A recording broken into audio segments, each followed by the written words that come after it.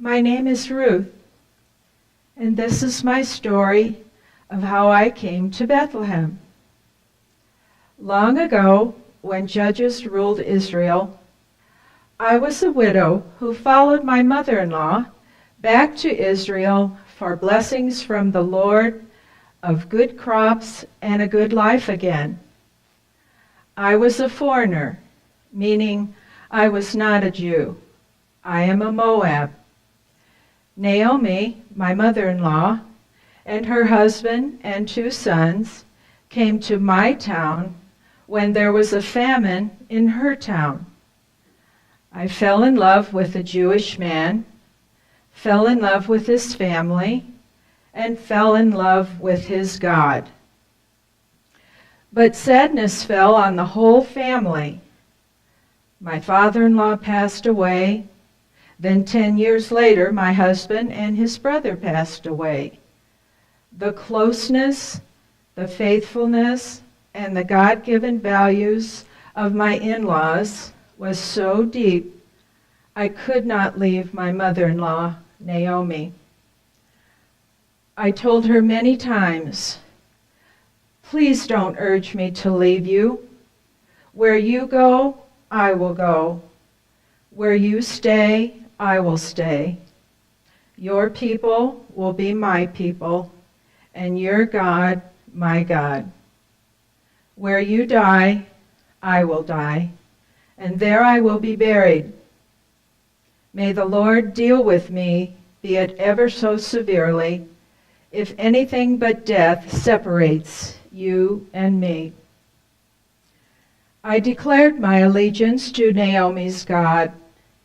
Out of love for my deceased husband, I wanted to take care of my mother-in-law.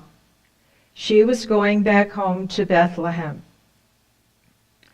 As we arrived in Bethlehem, a custom of that day was that parents kept a widowed daughter-in-law in the family by marrying her to a younger brother of my husband.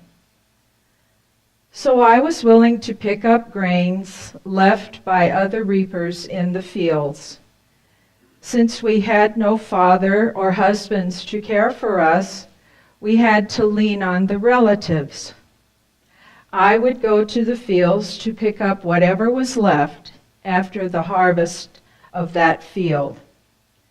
It was sad and tough work. I was a beggar. The reapers purposely dropped their grain of barley and wheat, while I gave what I picked to Naomi. Reapers were forbidden then to reap to the very edge of their fields and couldn't go over them a second time. I happened on a field owned by Boaz, a man of good standing, by chance, but yet it was part of God's plan. He was also quite handsome and generous. I asked his permission to glean and worked hard with only a short rest. Boaz showed great concern for me and told me to glean with his maidservants and to drink their water. I bowed to the ground before him when I heard this, to show my humble gratitude. "Thank you, sir."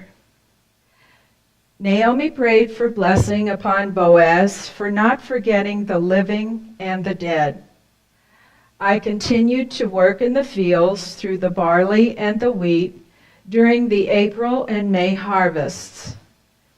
He liked me and told his workers to keep some of the grains for me as I follow the harvest. My mother-in-law encouraged me to stay with him, since Boaz is my kinsman redeemer. Since I lost my husband, the law stated that the next closest relative would be responsible for my care. Naomi wanted me not only to find a home of my own, but an end to the uncertainties associated with a young, unmarried, and widowed woman such as I. With Boaz as my kinsman redeemer, I could settle down with the prospect of children, personal fulfillment, and financial security. At the time, Israelites received the use and produce of the land by lot as an inheritance. It was hard times. The leasehold could be sold, but it was the legal duty of the next of kin to redeem the property by purchasing it and to restore it to the original owner or his heirs. It was also the traditional practice that the Redeemer marry the widow so that my family might not die out, but continue in possession of the property. The best part is I fell in love with Boaz, and he fell in love with me. Boaz asked for a blessing upon my devotion and loyalty to my deceased husband, and said there was another man nearer of kin, but Boaz promised to redeem the property himself if that other man declined. When Boaz told the nearer of kin that he must also marry me to maintain the name of my deceased husband, this changed the whole transaction. He would not take a second wife, along with the prospect of a son who would inherit the property anyway. He passed the right and duty to Boaz by an old custom of taking off one shoe and giving it away. When I became Boaz's wife, Naomi was taken care of as well. The Lord blessed me with a son. We named him Obed. Obed had a son, my grandson, who was named Jesse. Jesse had a son, my great-grandson, and his name was David. Yes, King David.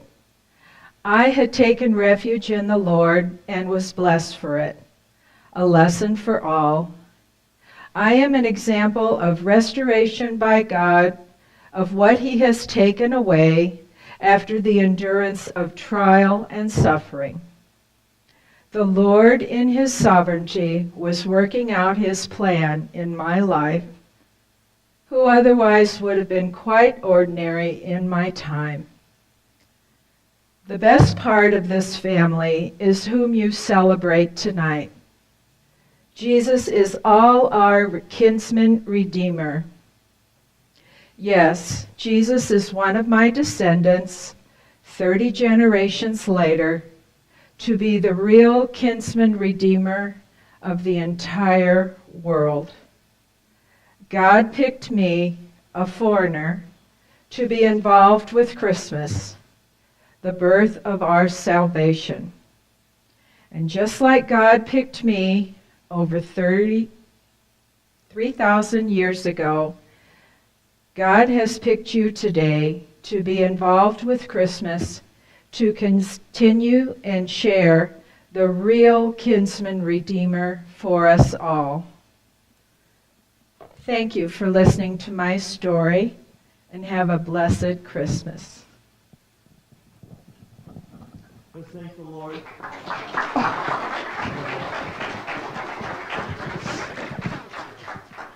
What a beautiful story. God uses all of us. And to have Ruth, who was a foreigner, also be right in the midst of the great Savior's family line for all of us. And that's what's cool about tonight with Ruth, that how she came to Bethlehem, and now she's a part of King David's family line. And that's what's powerful for us tonight, too, for Christmas, is that we're all part of the Christmas story. No matter where we've been, where we're gone, is that we're part of that great heritage that God came to you and I, and now we can pass that gift on to others.